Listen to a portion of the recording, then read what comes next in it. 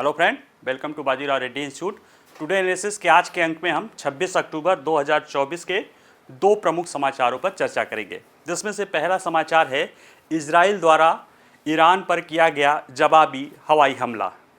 1 अक्टूबर को ईरान ने इजराइल पे 180-81 बैलिस्टिक मिसाइलों से हमला किया था। हालांकि उसमें कोई हताहत नहीं हुआ था और इजराइल ने कहा था कि वो जवाबी कार्रवाई करने का अधिकार रखता है संयुक्त राष्ट्र चार्टर के तहत, और उसी के उपलक्ष्य में उसने जवाबी कार्रवाई की है। आज सुबह शनिवार यानी आज सुबह 26 अक्टूबर को सुबह तड़के, यहाँ तो लगभग 6 बज गया था, लेकिन इजराइल और ईरान के संदर्भ में समझो सुबह 4-5 बजे के आसपास वहाँ पे हमला किया गया है। और इस हमले में इजराइल ने कहा है कि वो ईरान के मिलिट्री टारगेट को स्ट्राइक किया है और उसका टारगेट पूरा हुआ है। अब अगर ईरान कुछ और जवाबी कार्रवाई करता है इसका, तो आगे उसका जवाब दिया जाएगा। लेकिन इसको हम समझेंगे कि कौन कौन से टारगेट स्ट्राइक किए गए हैं, उससे आगे समझ में आएगा कि आगे ये चीज़ें कहाँ जाएंगी।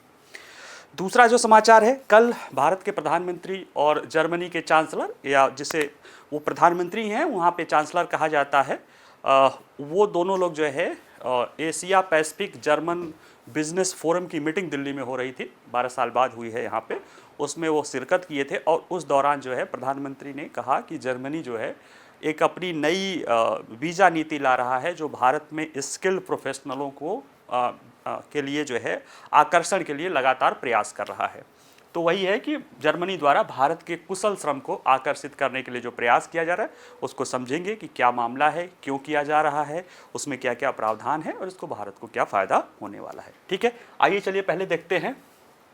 ये कुछ ईरान के तेहरान शहर की कुछ तस्वीर है जब उस पर हमले किए गए थे। हालांकि उसमें क्या देखा जाए, देखिए इजराइल द्वारा जो ईरान पे हमला किया गया है, इसको लेकर किसी को कोई ये नहीं था कि हमला नहीं किया जाएगा। हाँ, ये था कि कैसे किया जाएगा और कब किया जाएगा।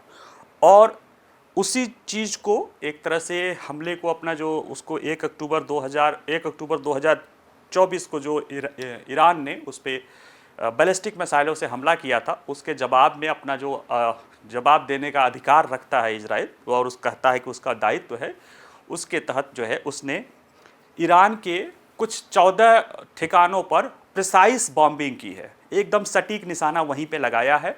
और इजराइल के डिफेंस फोर्सेस का कहना, उसके प्रवक्ता का कहना है कि ये हमारी जवाबी कार्रवाई है 1 अक्टूबर की, और इसमें हमने सिर्फ ईरान के सैन्य प्रतिष्ठानों को निशाना बनाया है। ये हमला तेहरान में हुआ है, कराज में हुआ है। कराज के बारे में बता दें कि ये उसका न्यूक्लियर फैसिलिटी सेंटर है जहाँ पे न्यूक्लियर इन्वेस्टमेंट होता है, और 1-2 और शहर है जहाँ पे भी इस तरह से मिसाइल आदि के प्रोग्राम हैं। और लोगों का कहना है कि इजराइल द्वारा जो ये हमला ईरान पे हमला किया गया है, ये उसके मिसाइल प्रोडक्शन सेंटर पे किया गया है, IRGC और उसके सैन्य कमांडर उस पर किया गया है। और जो उसकी air to surface to air defence system है, खासतौर से S-300, उसको निशाना बनाया गया है, जिससे लोगों को ये भी लग रहा है कि एक तो चलो मिसाइल पे हमला कर रहे हो तो उससे यह है कि आप आगे अटैक, उस पर आप पे अटैक ना हो इसलिए आप कर रहे हो। लेकिन जो उसके एयर डिफेंस सिस्टम को, खासतौर से 300 को जो निशाना बनाया जा रहा है, उससे ये लग रहा है कि भविष्य में इजराइल एक विकल्प खुला रखता है कि आगे बड़े पैमाने पर वो ईरान में हमला कर सकता है, क्योंकि उसको लगता है कि ईरान इसका रिटेलिएट करेगा, फिर उसको जवाबी कार्रवाई करनी पड़ेगी। तो इसलिए उसने उसके एयर डिफेंस सिस्टम को जो है टारगेट किया है, जिससे उसके डिफेंस पावर जो है समाप्त हो जाए। ठीक है, आइए चलिए देखते हैं इस पूरे मसले को, क्योंकि ये मसला तो पिछले 7 अक्टूबर से ही इतना चर्चे में हो गया है। इसके बारे में अगर देखें चर्चा में क्यों है, तो 26 अक्टूबर को सुबह ईरान के कुल 14 सैन्य ठिकानों, इसमें सिर्फ सैन्य ठिकाने ही हैं, अभी हम समझेंगे, पर हवाई हमले किए गए हैं। इजराइल रक्षा बलों ने कहा यह हमला 1 अक्टूबर को ईरान द्वारा उसके क्षेत्र में किए गए बैलिस्टिक मिसाइल हमलों के जवाब में है।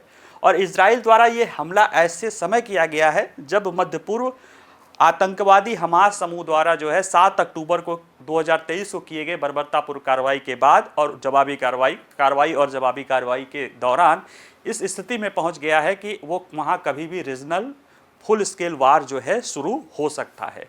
और इसमें सिर्फ रीजनल फुल स्केल वार नहीं, इसमें अमेरिका और नाटो देशों के भी शामिल होने की संभावनाएं दिखाई दे सकती हैं, क्योंकि अमेरिका सहित ज़्यादातर नाटो देशों ने कहा है कि अब ईरान इसका जवाबी कार्रवाई न करे, क्योंकि इजराइल ने ईरान की कार्रवाई पर जवाब दिया है और अगर अब कोई कार्रवाई की जाती है तो इसके गंभीर परिणाम निकलेंगे।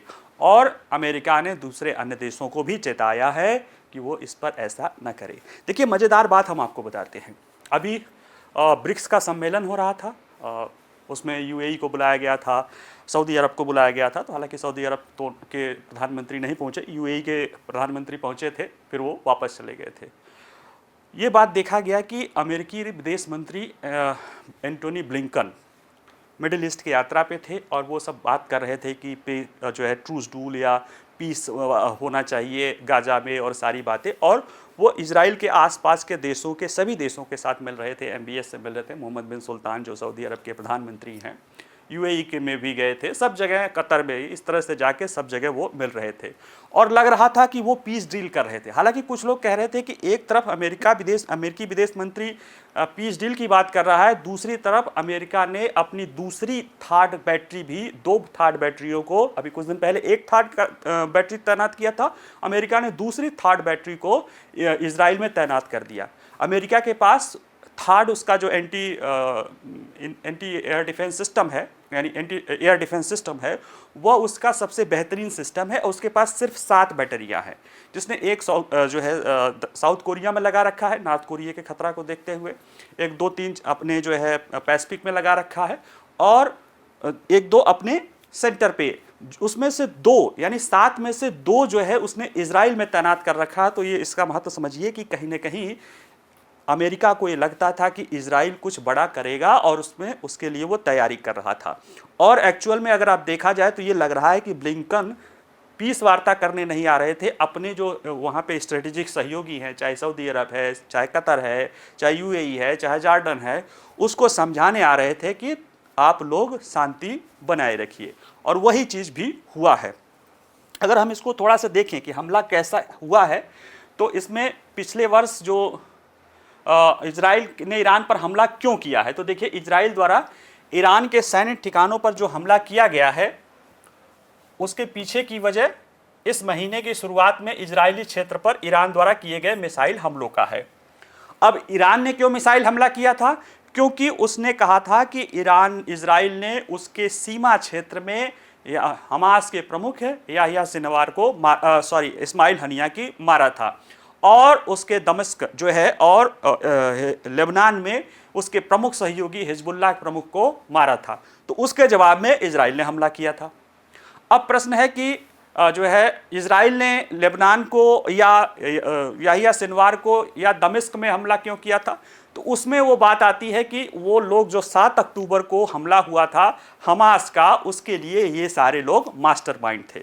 और कहीं ना कहीं देखिए, ये पीछे जाएगा तो 7 अक्टूबर या उसके भी पीछे जाएगा तो 79 की जो क्रांति रही है, ईरान की इस्लामिक रेवोल्यूशन क्रांति, वहाँ तक पहुँचेगा इस हमले के तार।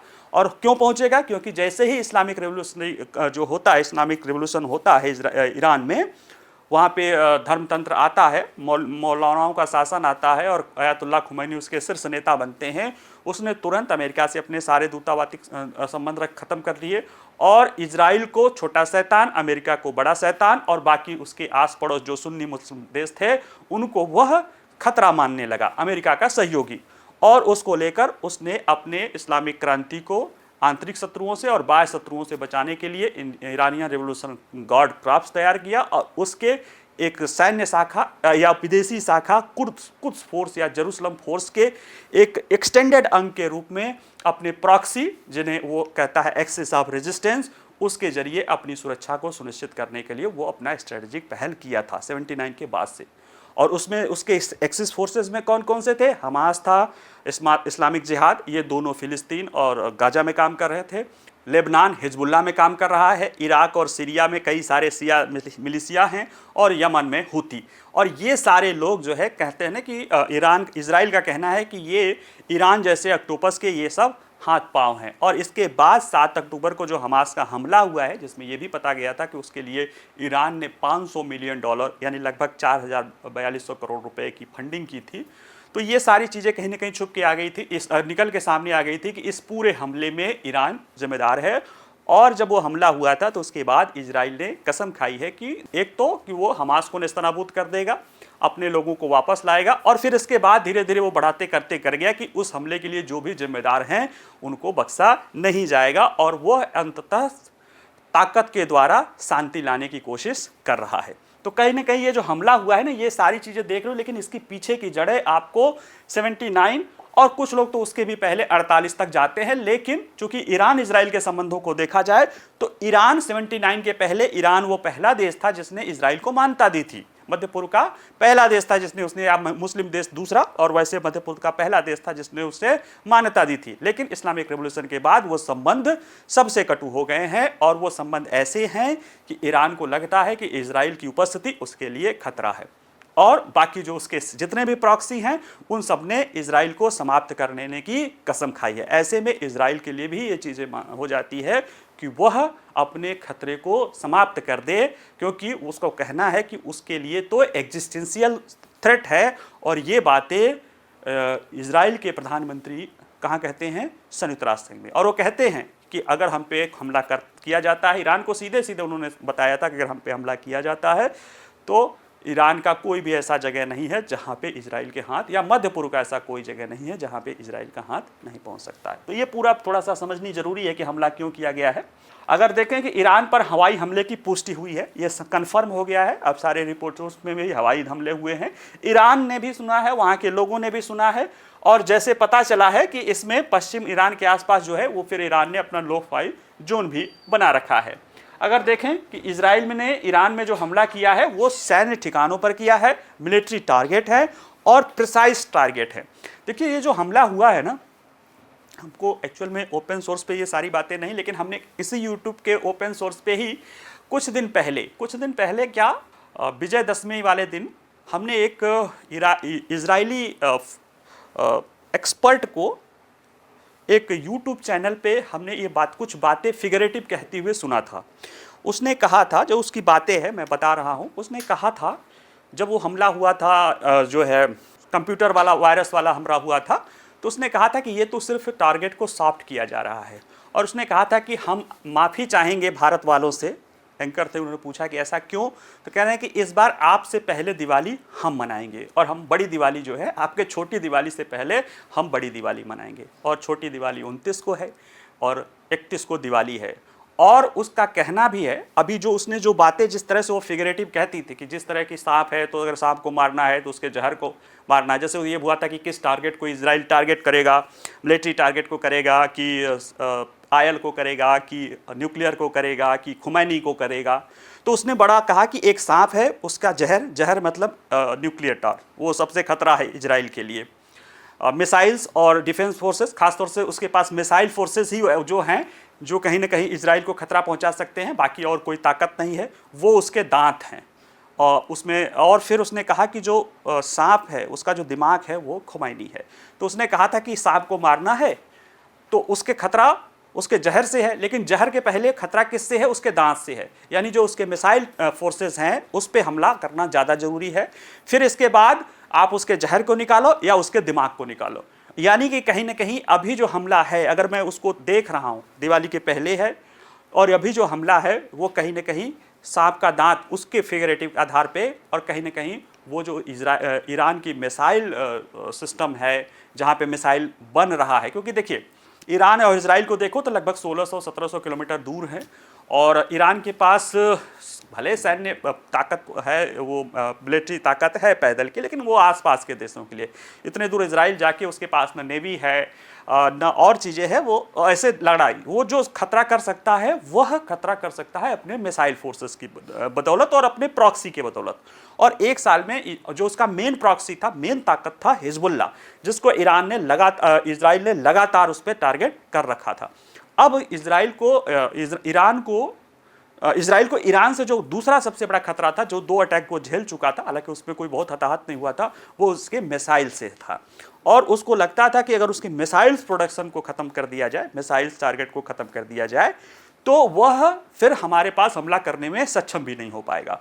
और वो साथ ही साथ न्यूक्लियर फैसिलिटी पर भी हमला करने के बारे में अगर वो प्लान कर भी रहा है तो उसको एयर डिफेंस सिस्टम को भी तबाह करना पड़ेगा। और देखिए इस हमले में आप चाहे देखिए उसके विमानों ने मिसाइल निर्माण सुविधाओं के साथ साथ सतह से हवा में मार करने वाली मिसाइलें, ये एयर डिफेंस सिस्टम की मिसाइलें होती हैं, उनको निशाना बनाया है। इससे मुझे लग रहा है कि वो बातें, मुझे लगा ये ऐसे ही यूं ही कह रहा होगा कोई आम, लेकिन उसकी बातें आज मुझे रियलाइज हो रहा है कि वह सही मायने में वो चीजें बता रहा है जिस तरह से इजराइल वो हमला करेगा। और ऐसे में लगता है कि अभी हमारी छोटी दिवाली तो बहुत दूर है, दिवाली भी दूर है, अगर ईरान ने कोई जवाबी कार्रवाई की तो इसका कुछ रिटेलिएशन हो भी सकता है, क्योंकि सतह से हवा में मार करने वाली, और ये वो सिस्टम है जिसमें से जो उसको सबसे ज़्यादा खतरा था वो रूस के द्वारा दिया गया S-300 से। भारत ने भी S-400 रख रखा है, लेकिन S-300 300 किलोमीटर तक रूस ने दे रखा था। अब उसको निशाना इसके पहले अप्रैल में भी बनाया गया था, इसलिए बनाया गया था कि अब लग रहा है कि वास्तव में कहीं ये युद्ध ज़्यादा खतरनाक स्थिति में न चल जाए, और इसको लेकर ईरान को संतुलन बरतने की ज़रूरत है, क्योंकि दिख रहा है कि ईरान कहीं न कहीं उसने गलती तो की है 7 अक्टूबर के हमले को अंजाम देके, उसे नहीं करना चाहिए, और उसके बाद ईरान और उसके प्रॉक्सी कहीं न कहीं इजराइल के वार गृह में फंसते जा रहे हैं। इजराइल जो चाह रहा है वो करते जा रहे हैं, और इजराइल चाहता है इस हमले के बाद कि ईरान जवाबी कार्रवाई करे, नहीं तो वो सतह से हवा में मार करने वाली मिसाइलों को टारगेट नहीं करता। वो इसीलिए कि वो हमला करेगा तो हम फिर से उसके बड़े टारगेट को निशाना बना सकते हैं। देखिए अमेरिकी की क्या प्रतिक्रिया रही है। अमेरिकी प्रतिक्रिया देखिए, इसमें से जो ज़्यादातर प्रतिक्रिया रहती है ना, वो यूं ही ज़्यादातर लोग उसमें झूठ बोलते हैं, सच नहीं बोलते हैं, झूठ बोलते हैं। हालांकि अमेरिकी का कहना है कि वो हो गया है, अब आपको ऐसा नहीं करना है, और इजराइल को भी जो इजराइल ने जवाब ले लिया है, जो उसका टारगेट था जिससे उससे खतरा था उसको दूर कर दिया है, कोई नुकसान भी नहीं हुआ है, इजराइल को भी कम नुकसान, ईरान को भी कोई नुकसान नहीं हुआ है। ऐसे में अब नहीं लगता है कि ये बात आगे बढ़ेगी। और लेकिन ईरान की क्या प्रतिक्रिया है? ईरान का कहना है कि सीमित क्षति हुई है, और उसने तेहरान में, खुजिस्तान में, इलम प्रांत में किया है। हालांकि ये भी बात आ रही है कि कराज जो उनका न्यूक्लियर फैसिलिटीज़ है वहाँ पे भी S-300 को टारगेट किया गया है, जो उनकी मिसाइल डिफेंस सिस्टम है उनको टारगेट किया गया है। और कुछ ईरानी अधिकारियों का कहना है कि इजरायली सेना द्वारा ईरान पर हवाई हमले का जवाब देना जाएगा, क्योंकि ये पहले ही ईरान ने कह रखा है। तो ऐसे में क्या इजराइल को ईरान पर हमला को लेकर सैन्य क्षमताएं हैं? तो देखिए ये यहाँ से यहाँ तक की अगर दूरी देखा जाए तो इसमें कई सारे देश हैं। यहाँ से यहाँ में ईरान के पास सिर्फ मिसाइल है, इजराइल के पास कई सारी चीज़ें हैं, क्योंकि इनकी रॉकेट तो यहाँ तक आ नहीं सकती है, इनके ड्रोन यहाँ तक आ नहीं सकते हैं। इनके पास हाई वैल्यू मिसाइल्स हैं, बैलिस्टिक कुछ मिसाइलें हैं, और कुछ इनका कहना है कि चाइना से प्राप्त या रूस से प्राप्त, जिससे भी प्राप्त हाइपरसोनिक क्रूज मिसाइलें हैं जिनसे ये अटैक कर सकता है। इसी को लेकर अमेरिका की 2 बैटरी थार जो है यहाँ पे तैनात है। इजराइल के बारे में देखा जाए तो इजराइल इस हमले के द्वारा और इसके पहले भी उसने शामिल कर रखा है कि वो अपने एयरफोर्स के जरिए आराम से ईस्ट में कहीं भी हमला कर सकता है 1500-1600 किलोमीटर दूर। यहाँ भी F-35 से किया गया है, और वो भी ईरान सीना में जाए हुए लोग बता रहे हैं कि सीरिया से ही लॉन्ग रेंज मिसाइल से उसमें टारगेट किया गया है, और उसने दिखा दिया है कि वो कहीं भी हमला कर सकता है। अप्रैल में भी जो उसने हमला किया था, सितंबर में तो हुतियों पर किया था, तो वहाँ पे मिसाइल डिफेंस सिस्टम नहीं थी, लेकिन जो अप्रैल में हमला किया गया था, इसने जवाब किया था उसके पहले हमले की जवाबी कार्रवाई में, तो उसने नताज, एक उनका न्यूक्लियर फैसिलिटी सेंटर है, वहाँ पर हमला किया था। और वहाँ पर हमला किस में किया था? वहाँ पर S-300 जो लगी गई थी एंटी एयरक्राफ्ट मिसाइल रूस वाली, उस पर हमला किया था, और हमला करके उसने बताया था कि तुम्हारा एयर डिफेंस सिस्टम हमारे हमले को रोक नहीं सकता है। और आज फिर हमला किया है उसने, उनके यहाँ जो मिसाइल प्रोडक्शन सेंटर है उसको टारगेट किया है, और उनके जो एंटी एयरक्राफ्ट सिस्टम है उनको टारगेट किया है।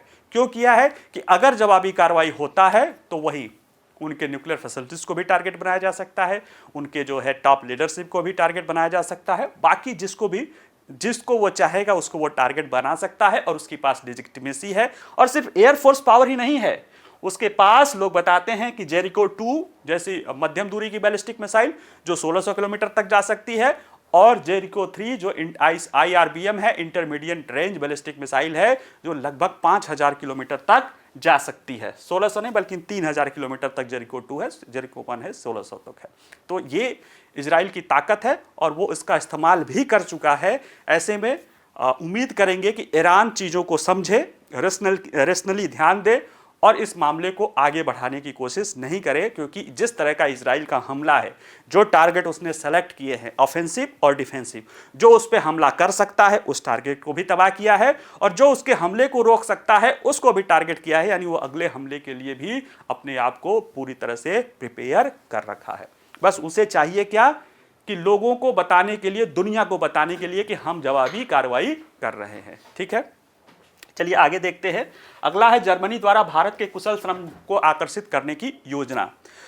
जर्मनी के चांसलर या प्रधानमंत्री भारत की यात्रा पे है और इस यात्रा के दौरान कल भारत के प्रधानमंत्री और जर्मनी के प्रधानमंत्री द्वारा जर्मनी और एशिया पैसिफिक बिजनेस फोरम हुआ था। उसमें प्रधानमंत्री ने एक बात कही कि जर्मनी जो है भारत में कुशल श्रम को आकर्षित करने के लिए अपने वीज़ा नीति में परिवर्तन कर रहा है, जिसमें अभी तक जो वीज़ा के लिए 20,000 वीज़ा था स्किल्ड लेबर के लिए, वो बढ़ा के 90,000 कर दिया। यानी देखा जाए तो 350% की जो है वृद्धि की गई है। क्यों की गई है, क्या की गई है, आइए जरा हम इसको समझते हैं।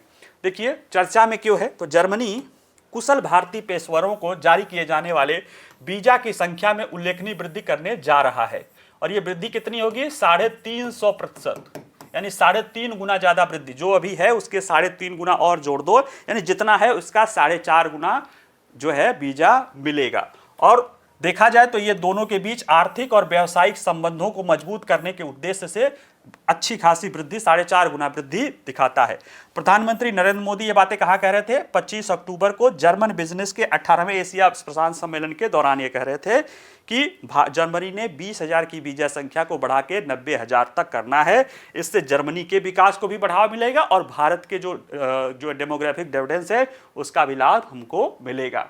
भारत के कुशल जनशक्ति को लेकर जर्मनी की नई वीजा नीति क्या है, अगर इसको हम देखें तो देखिए नई वीजा नीति भारत के कुशल जनशक्ति का लाभ उठाने में जर्मनी की बढ़ती रुचि को उजागर करता है। इसके तहत प्रतिवर्ष 20,000 की जगह 90,000 तक वीजा के साथ ऐसे लोग जाएंगे जो आईटी में, इंजीनियरिंग में, स्वास्थ्य सेवा, अन्य सहित विभिन्न क्षेत्रों में भारतीय पेशेवरों को जर्मनी में काम करने के अवसर मिलेंगे। और ये वो क्षेत्र है ना जिसमें जर्मनी को वाकई में जरूरत है। भारतीय कुशल श्रमिक लंबे समय से प्रौद्योगिकी, चिकित्सा और इंजीनियरिंग में अपनी इन क्षेत्रों में विशेषज्ञता का महत्व रखते थे और ये जर्मनी के लिए उच्च तकनीक वाला क्षेत्र चूंकि आधारित वो देश है, वह उसके लिए भी ये चीजें महत्वपूर्ण है। और वीजा कोटा बढ़ाने के इस निर्णय से भारत और जर्मनी के बीच आर्थिक और तकनीकी सहयोग को गहरा करने के व्यापक प्रयास के हिस्से रूप में देखा गया। अभी जल्द वहां की कैबिनेट ने भारत स्पेसिफिक ये पॉलिसी बनाई है। अगर देखा जाए क्यों बनाई है अब उसको समझेंगे, लेकिन भारत स्पेसिफिक बनाई है, इसका मतलब लगता है कि जर्मनी ने भारत को एक प्रमुख अपने सहयोगी के रूप में देखा। जबकि देखा जाए तो आज जर्मनी और भारत की जीडीपी लगभग बराबर है। जर्मनी चौथे पे है, भारत 5वें पे है और बहुत जल्दी भारत स्थान चेंज कर लेगा। इसके बावजूद भी जर्मनी को लगता है कि भारत आज उसके लिए बहुत सहयोगी होगा, इसलिए भारत स्पेसिफिक उसने अपनी स्ट्रेटेजिक पार्टनर बनाया है। डिफेंस सेक्टर में, हाइड्रोजन सेक्टर में, चूंकि आज कुछ ऐसे मुद्दे थे तो इतने गहराई वाले मुद्दे नहीं लाए हैं, लेकिन ये समझ लीजिए कि ये दोनों के देशों के महत्व को उजागर करता है। जर्मनी द्वारा फैसला क्यों लिया गया है, तो देखिए यूरोपीय संघ की सबसे बड़ी शक्ति है, आर्थिक शक्ति, और वो पूरी हाईली इंडस्ट्रियलिस्ट कंपनी है, औद्योगिक जो है देश है। और वहाँ पे एक समस्या आ रही है कि वहाँ पे एजिंग की समस्या, जितनी विकसित देशों में है वहाँ पे भी एजिंग की समस्या आ रही है।